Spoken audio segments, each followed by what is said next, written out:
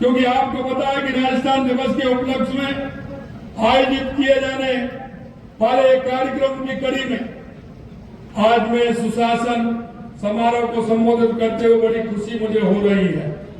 और खुशी इसलिए हो रही है कि आज भीलवाड़ा से यह संदेश जा रहा है कि जो हम राजस्थान की जनता के बीच में जो हमने वादे किए, आज आप देख रहे हैं कि किस तरह से 10,000 करोड़ रुपए से ऊपर के कामों का आज यहाँ से शिलान्यास हुआ है।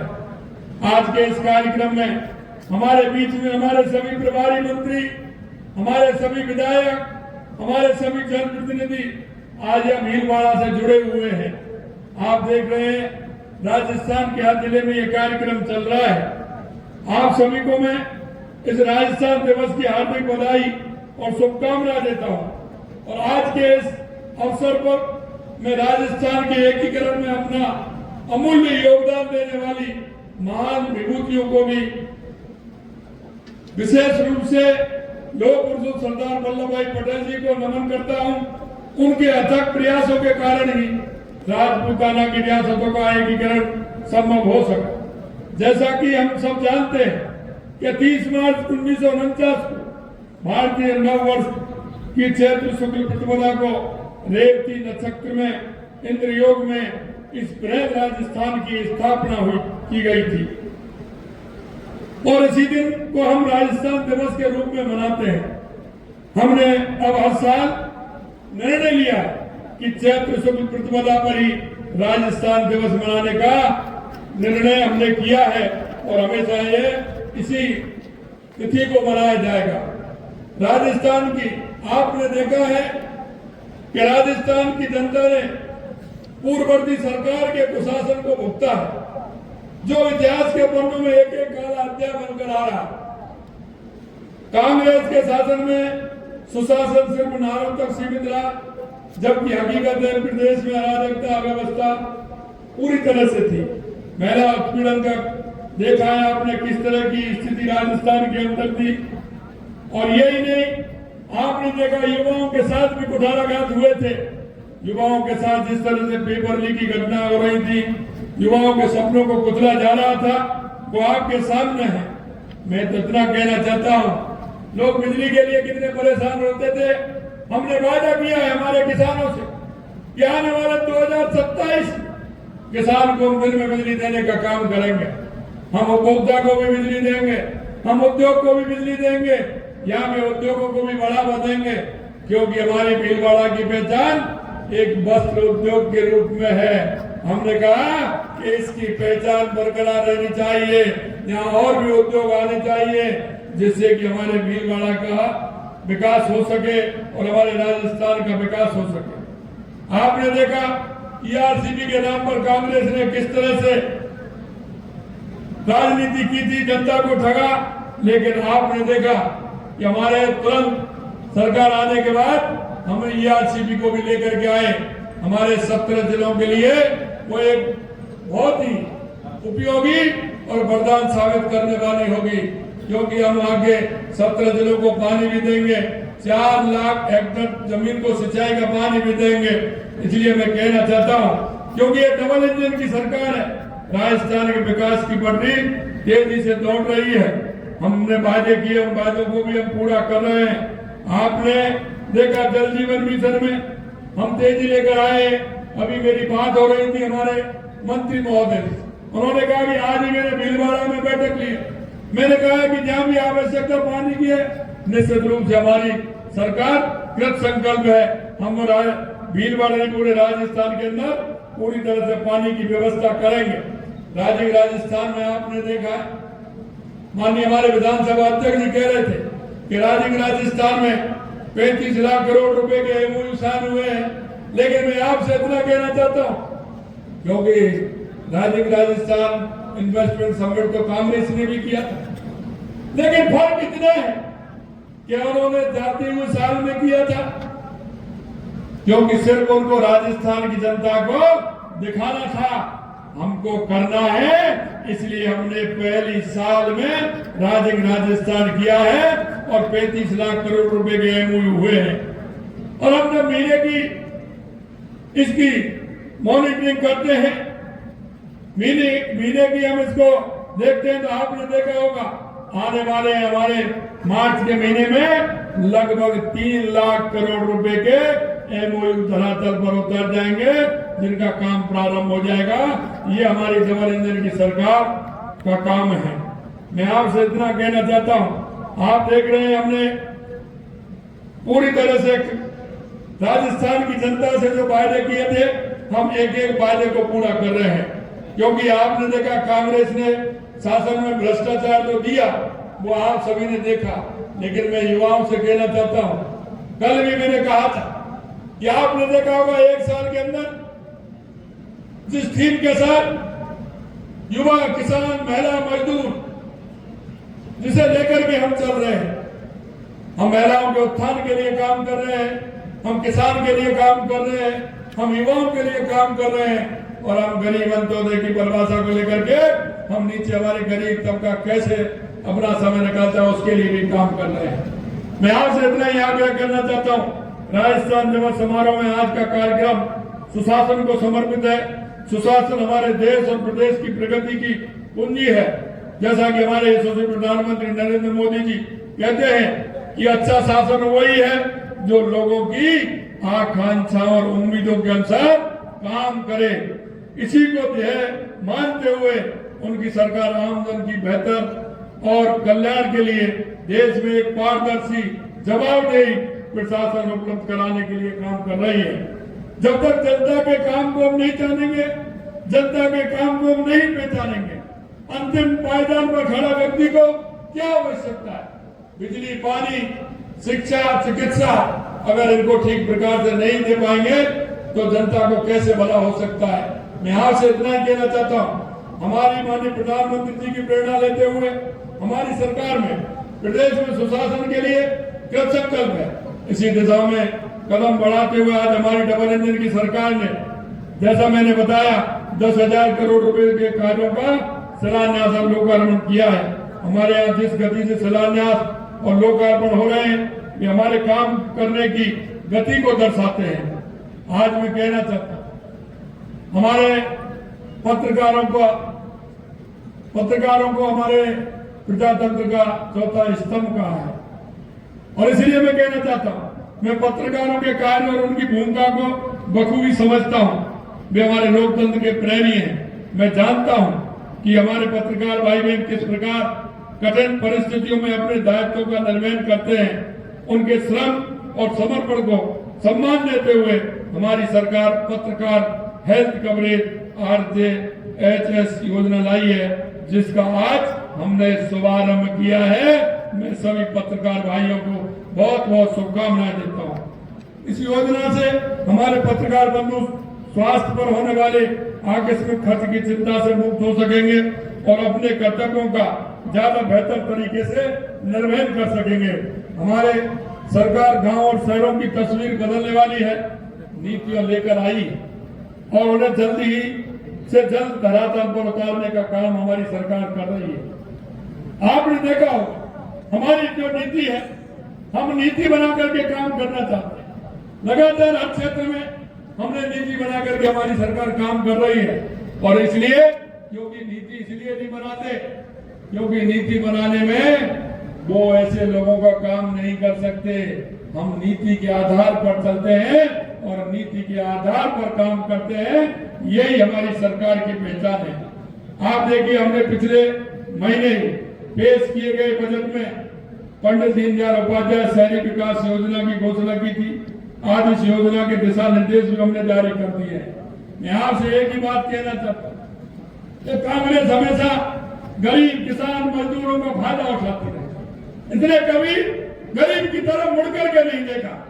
लेकिन मैं कहना चाहता हूँ उस किसान के लिए, जो किसान दिन रात मेहनत करता है, खेती करता है, मजदूर दिन भर मजदूरी करके अपने बच्चों को पालता है, हमने दिशा निर्देशित किया है हमारे सभी SDMओं कि आप जाइए महीने में एक बार उस गांव में रूटीन बनाइए और आप जाकर के किसान की क्या समस्या है, उसका केस किस पेंडिंग क्यों है, उन सारी बातों को भी देखिए, जिससे हमारे किसान का भला हो सके। यही नहीं, आपने देखा पिछले दिनों हमने हमारी विधानसभा सत्र में हमने बजट में घोषणा की है कि हम राजस्थान के 5000 गांव को बीपीएल मुक्त गांव बनाएंगे, बीपीएल मुक्त गांव बनाएंगे।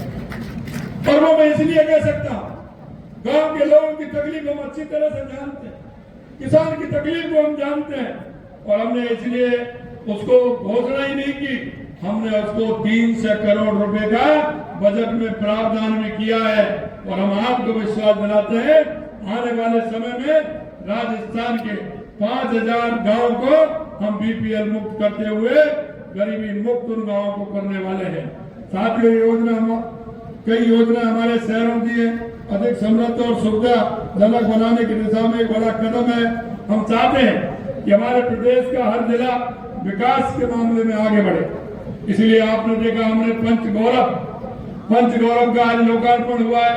यहाँ से हमें सभी हमारे जो जिले हैं उनमें पंचगौरव का काम हमने किया है, जिससे उनको हम चिन्हित करते हुए हमारे जिले को हम आगे बढ़ा सकें। इसके लिए हमने हर जिले में उन क्षेत्रों की पहचान की है जिनमें विकास की संभावना है, और हम उन क्षेत्रों को जिले की ताकत बढ़ाने के लिए काम कर रहे हैं। आज हमने हमारे जिले के ऐसे 5 गौरव एक बुकलेट जारी की है। इस योजना में स्थानीय क्षमताओं, रोजगार को बढ़ावा मिलेगा, जिलों में विकास की एक स्वस्थ प्रतिस्पर्धा भी होगी, जिससे कि जिले में जब प्रतिस्पर्धा होगी तो निश्चित रूप से जिले का विकास होगा। साथ ही आज डेलीगेशन के जो ऑर्डर जारी किए गए हैं उनसे शहरी विकास अधिक प्रभावी और पारदर्शी और समावेशी होंगे। स्थानीय निकायों के सशक्त बनने से वे अपने क्षेत्र की जरूरतों और प्राथमिकताओं के अनुसार योजना लागू कर सकेंगे और स्थानीय दिक्कतों का प्रभावी समाधान करने में सक्षम होंगे, आम जन की सुविधा को ध्यान में रखते हुए। अब एक छोटी सी बात है, लेकिन आपके मन में ये आ रहा होगा कि 8 बजे अगर आप रजिस्ट्रार ऑफिस में 8 बजे से लेकर के शाम को 8 बजे आपने 2 दिन के लिए क्यों किया? मैं मेरे भाई और बहनों में आपको बताना चाहता हूं, हमारे लोग कर्मचारी हैं, अगर वो 10 बजे से 6 बजे तक जाएंगे तो उनको अपने काम से छुट्टी लेनी पड़ेगी, उनका 1 दिन का अवकाश उनको लेना पड़ेगा। हमने ये भी ध्यान में रखा है कि उनको अवकाश नहीं लेना पड़े, सुबह 8 बजे से 10 बजे तक करा सकते हैं और शाम को भी वो 8 बजे तक रजिस्ट्रार ऑफिस में जाकर के अपना काम करा सकते हैं। ये भी दिशा निर्देश हमने दिए हैं। ये कहने को तो बहुत छोटी बातें होती हैं, लेकिन हम देखते हैं कि गांव गरीब किसान कर्मचारी उनको किसी तरह की परेशानी नहीं हो। साथ ही फायर एनओसी प्राप्त करने की प्रक्रिया को सरल बनाने के आदेश भी जारी किए गए हैं, जिनसे व्यापार और निर्माण कार्य सुगम होंगे। हमारी सरकार ने राशन की दुकानों पर, अब राशन की दुकान है लेकिन उनका उस दुकान के माध्यम से परिवार कैसे पले, यह भी हमें ध्यान रखना है। ऐसे दुकानों पर तेल चीनी जैसी रोजमर्रा की चीजें उपलब्ध कराने के लिए अन्नपूर्णा भंडार के दिशा निर्देश जारी कर दिए हैं। अगर वो राशन की दुकान करता है तो राशन वाला कब सामान लेने आ जाए तो पता नहीं होता है, तो उसका साइड में भी एक हमारी बिजनेस चलती रहे, उसका भी परिवार ठीक प्रकार से उसको रोजगार मिले, इसके लिए हमने अन्नपूर्णा भंडार के दिशा निर्देश दिए हैं। हमने हरित अरावली विकास परियोजना के निर्देशों से हम पर्यावरण संरक्षण को भी बढ़ावा दे रहे हैं। आपने देखा प्रशासनिक सुधार के लिए नए जिलों में जिला खनिज फाउंडेशन ट्रस्ट के गठन के आदेश जारी किए गए हैं, जिससे उन जिलों में उसका फायदा मिल सके। नवगठित जिलों में डीएमएफटी के गठन से इन जिलों में डीएमएफटी द्वारा संचालित परियोजनाओं को गति मिलेगी। साथ ही खनन गतिविधियों से प्रभावित क्षेत्रों में सामाजिक आर्थिक और पर्यावरण के विकास को बढ़ावा मिल सकेगा। स्वास्थ्य सेवाओं को बेहतर करने के लिए एक चिकित्सा ऐप लॉन्च किया गया है। अब मरीज और उनके परिवारजनों को लंबी कतारों में खड़ा होना नहीं पड़ेगा, ना भटकना पड़ेगा, वे घर पर बैठे मोबाइल से अपॉइंटमेंट ले सकेंगे। अस्पताल में token machine, TV display, QR code, उचित बैठक व्यवस्था मरीज के लिए इलाज को आसान बनाएगी, क्योंकि वो जाता है सुबह नाश्ता करके भी नहीं जाता है, नंबर आता है इतना लेट, परेशान होता है, लाइन में नहीं लगना पड़ेगा, घर से उसी समय जाए जिससे उसको कोई परेशानी नहीं हो।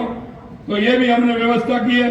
ये सुविधा सबसे पहले हरिबक्स, कावटिया और जयपुरी अस्पतालों में शुरू की जा रही है और जल्द ही पूरे प्रदेश में हम इसको लागू करेंगे। ये सभी कार्य हमारी प्रतिबद्धता को बताते हैं कि हम कहने में नहीं बल्कि करने में विश्वास रखते हैं। सुशासन का मतलब जनता की सेवा। हमने अपने वादों को निभाने में कोई कसर नहीं छोड़ी।